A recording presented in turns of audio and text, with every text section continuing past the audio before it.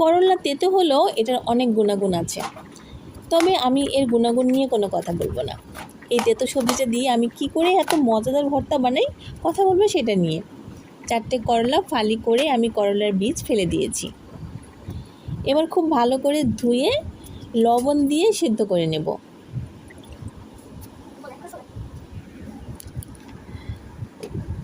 সেদ্ধ হয়ে গিয়েছে, এক এক করে পানি থেকে তুলে নিচ্ছি।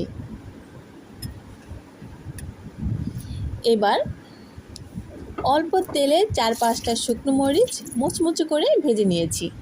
একই তেলে ভেজে নিয়েছি 2টি পেঁয়াজ কুচি আর একটি মাঝারি সাইজের খোসাসহ রসুনের কোয়া। ভাজা হয়ে গিয়েছে, তুলে রাখছি। ওই একই তেলে সিদ্ধ করা করলা চেপে পানি ফেলে হালকা ভেজে নেব, যাতে সবুজ রঙটা নষ্ট হয়ে না যায়। একটা বাটিতে তুলে নিচ্ছি। এখন ভাজা শুকনো মরিচ পরিমাণ মতো লবণ দিয়ে ভেঙে নিব। সাথে দিয়ে দিব ভাজা রসুনের কোয়া। ডোলে রসুনের কোয়ার খোসা ছাড়িয়ে নিয়েছি। সাথে দিয়ে দিচ্ছি ভাজা পেঁয়াজ কুচি। সব কিছু একসাথে মেখে নিব। মাখা হয়ে গেলে উপরে দিয়ে দেব পরিমাণ মতো সরিষার তেল। মিশিয়ে নিচ্ছি। বাস হয়ে গেল মজাদার করলা ভর্তা।